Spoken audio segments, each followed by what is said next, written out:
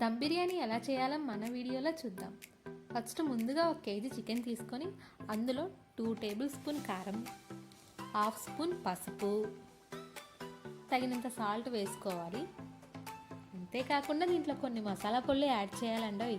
ఆ మసాలా పొళ్ళు ఏంటంటే 1 table spoon ధనియాల పొడి, 1 టేబుల్ స్పూన్ జీలకర్ర పొడి, 1 టేబుల్ స్పూన్ బిర్యానీ మసాలా పొడి, ఇవన్నీ వేసుకోవాలి. ఇవన్నీ వేసుకుంటే మనకి చికెన్ అంతా టేస్టీగా తెలుస్తుంది. ఇంకా కొంచెం మసాలా కావాలి అనుకుంటే ఇంకొంచెం అదనంగా యాడ్ చేసుకోండి ప్రతి ఒక్కటి. బట్ లైట్గా మసాలా కావాలి అనుకుంటే 1 టేబుల్ స్పూన్ సరిపోతుంది. ఇందులో 2 స్పూన్స్ అల్లం వెల్లుల్లి పేస్ట్, తగినంత ఆయిల్ అంటే కొంచెం వేసుకోండి, కొంచెం ఆయిల్ వేసుకొని ఇలాగే మనకి మిశ్రమాన్ని బాగా కలుపుకోవాలి. ఇదంతా ఏంటంటే పీసెస్కి మొత్తం పట్టడానికి మనం ఇలా కలుపుకుంటాం దమ్ బిర్యానీకి.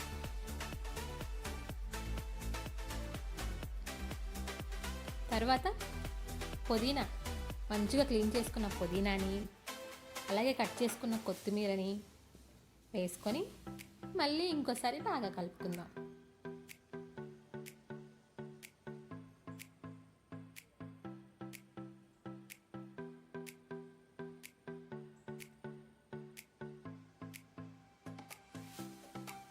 ఇలా బాగా కలుపుకున్నాక ఇందులో కొంచెం నిమ్మరసం పిండుకు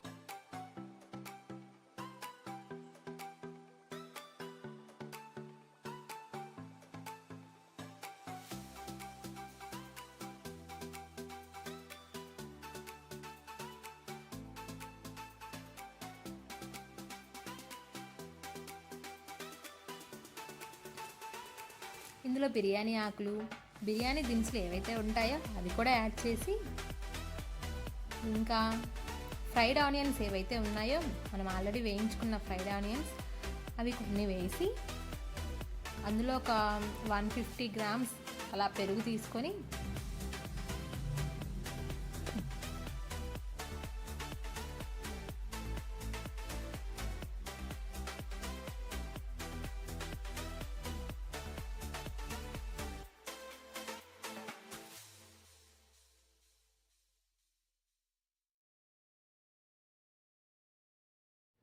ఇలా వాటర్ బాయిల్ చేసుకుంటున్నాం. ఇందులో మనం కొంచెం సాల్ట్ వేసుకొని బాగా కలిపాలి. ఇందులో బిర్యానీ ఆకులు, చెక్క, లవంగ, సాజీరా ఇవి యాడ్ చేయాలి. ఇవి యాడ్ చేశాక ఈ వాటర్ అనేది మనకి కొంచెం బాగా పొంగుతున్నట్టు, బాగా కాగి పొంగుతున్నట్టు రావాలి. అలాంటప్పుడు మాత్రమే మనం రైస్ అనేది ఇందులో వేసుకోవాలి. నార్మల్గా రైస్ వచ్చేసి నేను 1 కేజీ చికెన్కి 750 గ్రామ్స్ రైస్ తీసుకున్నాను. ఆ రైస్ హాఫ్ అన్ అవర్కి పైనే అవుతుంది, నానబెట్టాను అనమాట. హాఫ్ అన్ అవర్ చాలు.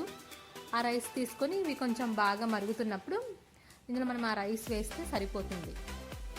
ఈ రైస్ ఒకవేళ ఇంకా కొంచెం ఎక్కువ తీసుకోవచ్చు, బట్ 1 కేజీకి 750 గ్రామ్స్ అయితే మనకి కొంచెం పీసెస్కి సరిపోతుందని నేను తీసుకున్నాను. తర్వాత ఏంటంటే ఈ రైస్ బాగా ఉడికి, అంత ఎక్కువ ఉడకకూడదు, 70% మాత్రమే ఉడకాలి. మరి ఎక్కువగా ఉడికితే మొత్తం రైస్ అంతా మెత్తగా అవుతుంది. చూసారు కదా, నేను నార్మల్గా కొంచెం 70% ఉడకగానే తీసేసి ఆ రైస్ అంతా తీసుకొని ఈ చికెన్ కలుపుకున్న మిశ్రమం మీద నేను రైస్ చల్లుకుంటున్నాను. ఇలా ఫస్ట్ ఒక లేయర్ రైస్ వేసి మళ్ళీ దానిపైన కొంచెం కొత్తిమీర, కొంచెం పుదీనా, కొంచెం ఫ్రైడ్ ఆనియన్స్ ఏవైతే ఉన్నాయో అవి ఒక లేయర్ లాగా వేసుకోవాలి. మళ్ళీ దానిపైన ఇంకొక లేయర్తో రైస్ వేసుకోవాలి. ఎలా అంటే ఇప్పుడు మనకి మసాలా కొంచెం ఉండాలి కదా, అందుకని మళ్ళీ ఇంకొక లేయర్ వేసుకున్నాక మళ్ళీ దానిపైన మళ్ళీ సేమ్ ఇలాగే కొంచెం కొత్తిమీర, కొంచెం పుదీనా, కొంచెం ఫ్రైడ్ ఆనియన్స్,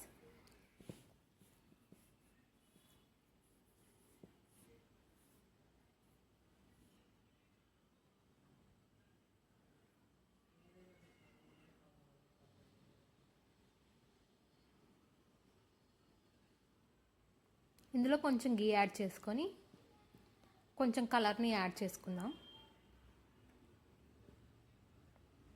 ఇలా యాడ్ చేసుకున్నాక మనం ప్లేట్ పెట్టేసి దీనిపైన ఇది స్టవ్ మీద పెట్టేసి ఒక 30 to 40 మినిట్స్ మినిమం ఉంచాలి.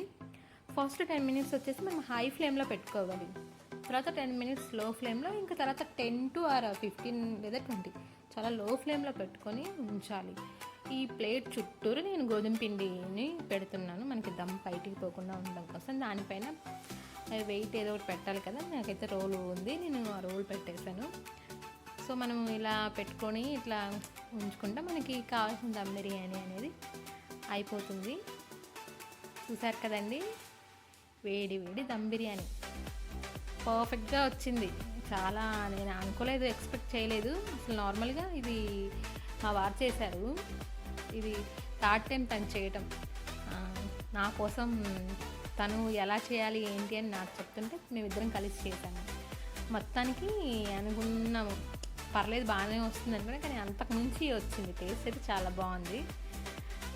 ఇంకా చూసారు కదా, కలర్ అంతా కూడా మంచిగా పట్టింది. మీరు కూడా ట్రై చేయండి ఒకసారి, ఎలా వచ్చిందో కూడా ఒకవేళ ట్రై చేస్తే కామెంట్లో తప్పకుండా చేయండి. మీకు మా వీడియో నచ్చినట్లయితే లైక్ చేయండి, షేర్ చేయండి, సబ్స్క్రైబ్ చేయండి, మర్చిపోకుండా కామెంట్ చేయండి.